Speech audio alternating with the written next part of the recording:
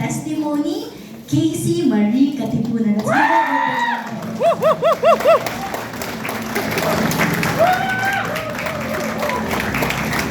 So, Mayang Gabi, Riway, Manila!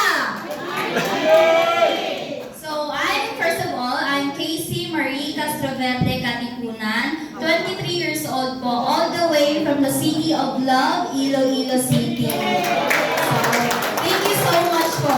Alam niyo po ba, kanina, dun pa lang sa labas, ayoko munang pumasok kasi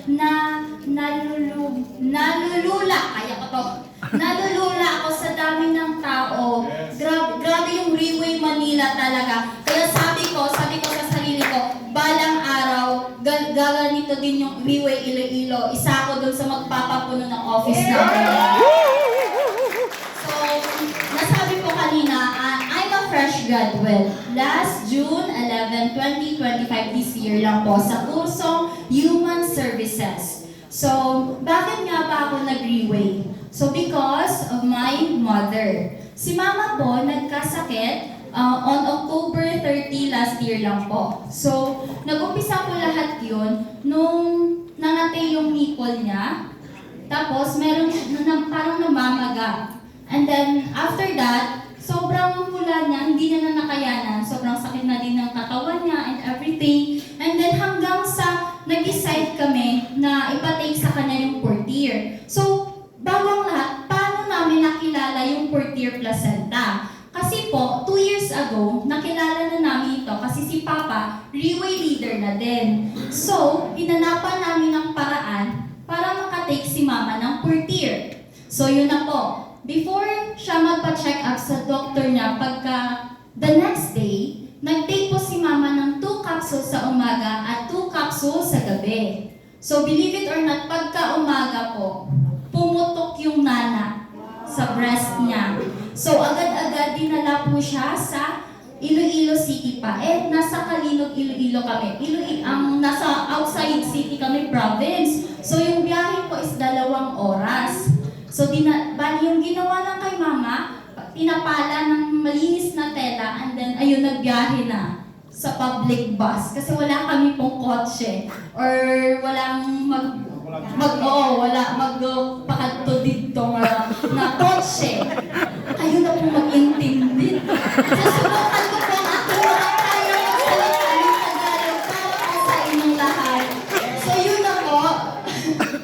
So nung dinala na si Mama sa hospital, kalahating tabo po yung nakuha na nana. Grabe ka-powerful yung portier. 4 pa lang po yung na-take niya. Nalabas na. So, how much more kung maubos na yung isang bote pa lang. So 1 month po yung pabalik-balik niya sa doktor na yun. Kasi sumasama din kasi ako Balang ginagawa, pinapasukan ng gauze yung kung saan ba nagbukas yung pumutok yung nana, yung sosyo. And then, every week po yun, paulit-ulit para lang mag-cleaning. So, alam po kung magkano binabayad. Sa cleaning lang po, 500 pesos. Yun yung sinisingil ng doktor. Wala pa dun kasama yung pamasahe mo, yung pagkain mo. So, 1,000 per week yung dapat ilaan. So, hindi lang yun yung problema 2 kami ng kapatid ko na college sa city. Which means, kailangan din namin ng baon. So, 1,000 po yung regular namin na baon kapag naka-LL po yung mga parents namin. Alam niyo po ba yung LL? Nakaluwag-luwag. So, dahil nung time na yun, nagkasakit si Mama, natipid po yung namin, nag-divided by 2. Yung 1,500 sa akin, 500 yung sa kapatid ko. So, kasama na dun yung pamasahe namin, 100 pa kadto, 100 pa ulit sa amon. So, it means 200. Yung 300 po, pagkakasyahin ko yan halin Monday hasta Friday magpauli. So, anong magkakasya na ulam doon? Ay kasi, 50 pesos, 60 pesos na yung dapli dito. So, ano ba lang?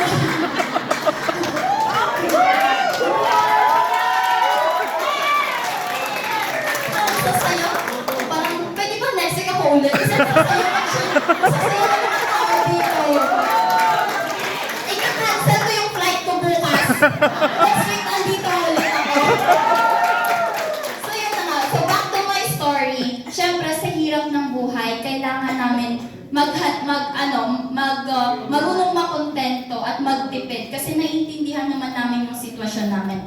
So, ayun, nag-set si doctor ng operation kasi parang nasabagan ba? Nakulitan na si doctor na pabalik-balik si mama kasi una pa lang nag-offer na si doctor ng operation para sa kanya, para totally cleaning na yung ang sosyo niya sa breast. So that time, hindi namin afford yung 8,000 pesos na operation for outside patient. So that time, sige na nga, nangutang kami kahit kanino-kanino para lang maoperahan si mama. So pero that time, nagtitake na talaga siya ng purtir, 2 sa umaga, 2 sa gabi, hanggang sa naoperahan siya. So after the operation, sabi ng doktor, pagkabukas niya ng dibdib ni mama, asan dito yung ooperahan ko? Bakit wala na? Nasaan na yung yung bukol, yung nana, and everything. Kaya ang ginawa na po ng doktor, ginlinisan na yung mga natitira-tira. Pero sa loob pa lang, fully healed na yung sa dibdib ni mama. And then, yun na po, nag-amin si mama na nagtitake po siya ng stem cell. Sabi ng doktor, di ba mahal yan? Nagsagot ako, hindi naman sa bastos na way. Sabi ko, opo dok, mahal yan, pero mas mahal namin si mama. Yes! Kasi in the first place, alam namin kung gaano kaganda yung product. So bakit pa kami magdududa? Yes! So ayun po, okay na si mama. Nakatake, fully healed na po talaga siya. Just because sa 2 bottles na kinonsum niya, mula nung nagkasakit siya, hanggang sa natapos po yung operation, 2 bottles lang po. So okay na si mama. Ngayong taon, sinubok ulit po kami na problema. Si papa ko naman po yung nagkasakit. Bale, sinikreto niya po sa amin na meron siyang bukol sa lieg. So ayun, nalaman ko lang po last month kasi lumalaki na yung bukol niya sa lieg. Hanggang sa nakita ko na lang na nagsusuka siya ng dugo, nilalagnat at nahihilo parate. Every morning po yun. So hindi ko natiis.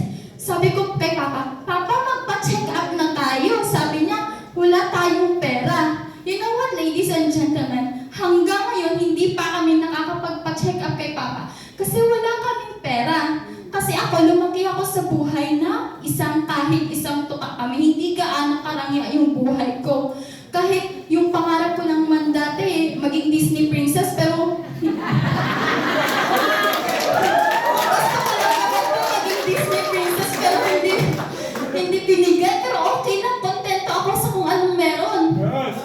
Kaya hanggang ngayon, meron siyang bukol ba? Pero ginawan ko ng paraan para makatake si Papa ng purtir, 1 bote. You know what? Madami akong part-time jobs para lang maipon ko yung pambili ko ng purtir ni Papa. Una, alam niyo pa yung free taste coffee. Ayun. Ikalawa, nagtututor ako ng chess sa mga estudyante. Pangatlo, nagtututor ako sa mga educational ako nagsasagot ng assignment to the point na yung assignment ko hindi ko na masagot. Basta importante, meron akong pera. Pang-apat, nagtitinda ako ng mga baranyos, haplos. Meron akong sahod everyday. Tapos nag-buy and sell din ako. Bibilin ko ng bibenta ko 150 o nagtubo pa ako. Dapat maging wais tayo. Hanggang sa naipon ko yung pambili ko ng 1 bottle kay Papa. Ayun, nag-take na siya. So, habang nagtitake si Papa, sabi ko kay Papa, 2 sa umaga, 2 sa gabi. Yung isa, matigas ang ulo. 1 sa umaga, 1 sa gabi. Kasi titipirin niya daw. Nakatakot siya maubos kasi mahal. Sabi ko kay Papa, Papa, Riway leader ka. Dapat hindi mo tinitipid yung sarili mo. Dapat matigas ang ulo mo. Sabi ko, yung presyo, hayaan mo. Ako nang bahala. Sabi ko kay Papa. So, ayun po. Hanggang sa si Mama, syempre pagod siya. Sa DSWD siya nagtatrabaho. eh palaging umakyat sa bundok. Tapos pag uwi, merong mga bitbit na mga gulay-gulay from mga tao doon. So masakit yung katawan niya. So palaging masakit katawan niya, nang hingi ng porter kay Papa. Sabi ko, Mama, para yan lahat kay Papa. Bakit di mo mamayo ka na? Kaulan mo na dayaan. So ayun po, hanggang sa until na po umiinom si Papa ng portir. At hindi po alam ni Mama at ni Papa na meron din akong dinadamdam sa sarili ko. Hindi ko po sinabi sa kanila kasi ayokong mag-alala sila. Kasi kapag sinabi ko, uunahin na naman nila kami ng kapatid ko, tapos wala naman silang matitira sa sarili nila. So ayun po, naghingi lang ako kay Papa ng isa, pero binigyan niya ako ng 5. So ayun, kasi po, yung nararamdaman ko, sobrang sakit po ng tagiliran ko. To the point na nahihirapan po akong matulog gabi-gabi. Wala po akong clear diagnosis kasi po, wala kaming pera pang pa-check up. Pero, kahit wala kaming perang pampacheck kasi ayoko magpunta ng hospital, ayoko ng injection. Gusto ko ng inom lang bala, gusto ko alternatibo ng ngawi. So bakit ko naman papahirapan yung sarili ko na magpunta ng ospital, i-admit, i-injection kung meron namang alternatibong paraan, di ba? Ay, thank you po. So, saan nga ba ako? Hindi, biro lang, alam ko. So, yun na nga ako, nung meron akong masakit po yung tagiliran ko, eh paano ba sasakit kay, alam niyo po, college po ako. Hindi ako marunong magluto. So yung baon ko, konti lang, kailangan ko tipirin. So mahilig pa ako kumain ng pansit canton, cup noodles, hotdog, piniritong itlog, at higit sa lahat, fried chicken na tag 25 pesos sa labas ng school. At siomai. So yun po, para lang ba may makain ako araw-araw at matipid ko yung sarili ko. Tiniis ko po yun lahat. Kaya sabi ko sa sarili ko, ayoko na ng ganitong life. Ayoko na ng ganyan. Kailangan dapat may gawin ako. Eh, nalaman ko naman na merong leeway about the product na. So, doon na po pumasok sa akin na after my graduation, merong tao na binigyan ako ng hope at parang nagsilbi siya ng angel na nahulog sa langit at nagbigay ng liwanag sa madilim ko na mundo.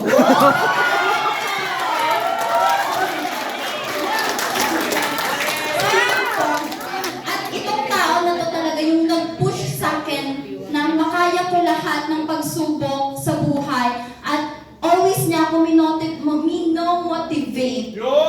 So, yung tao na ito, siya yung parang second father ko na dito sa Riway. Dahil sa kanya, mas nabigyan ako ng lakas ng loob. At dahil sa kanya, napadpad ako dito sa Manila. Kasi last Sunday, nag-attend ako ng training, seminar, 3 days, 2 nights. Uy, mag-attend kayo, masaya doon. Promise, masaya doon, mag-enjoy kayo.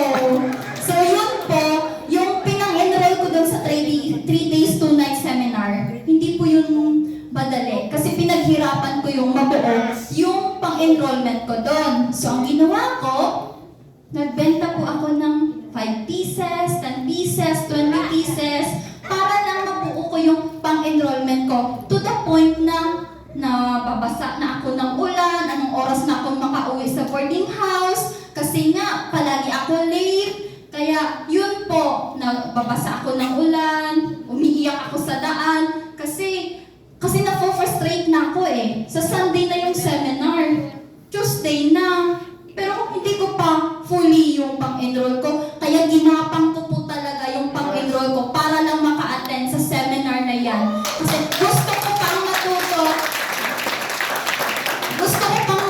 about three-way at about din sa sarili ko at mas makilala ko pa po yung sarili ko. Kaya ayun, hanggang sa nabuo ko po noong Wednesday, yung pang-enrollment ko. So, okay na po yung pang-enrollment ko. So, ang problema, ano sasakyan ko? Mag-iisip pa ako ng plate ng panglipad ba? Saan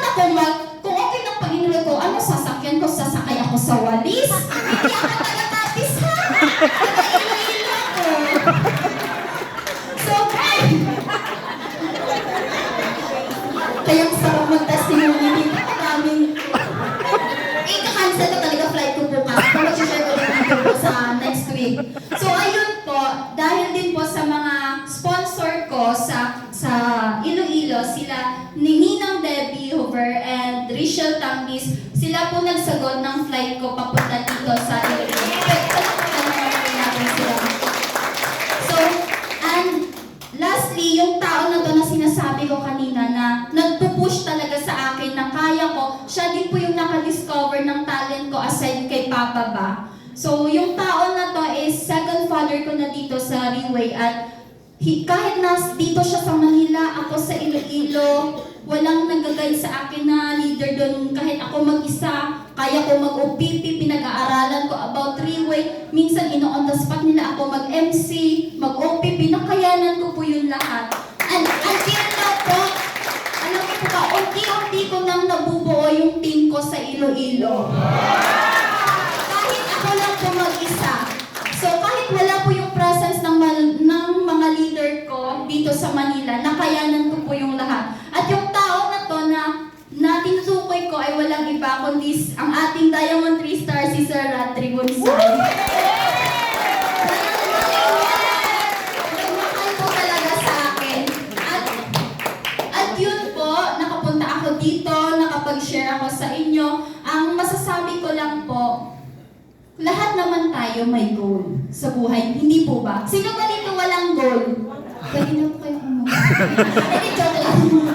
So, ayun po, lahat tayo may goal sa buhay. So, in that goal, may journey tayo na tatahakin. Maraming challenges na papasok na magsagabal sa aton. So, dapat ready kita ready tayo na harapin yon at wag lang tayo mag-quit, never quit, wag matakot sa rejection, have faith na makaya mo kasi kailangan natin makarating dun sa goal na iyon. So, bago ko matapos yung testimony ko, ang masasabi ko lang, Riway is the best company in the whole world. At saka kung nagdududa pa kayo about Riway, just doubt your doubt. Kung nagdududa pa kayo, next week balik po kayo ulit. Magdala kayo ng kasama mo, tapos tanungin mo yung kasama mo kung totoo ba to or hindi. Kung nagdududa ka, pabalik ka pagid ulit. Para ba, libre naman yung pagkain. So, hindi kayo hindi kayo Gutom. So, yun po,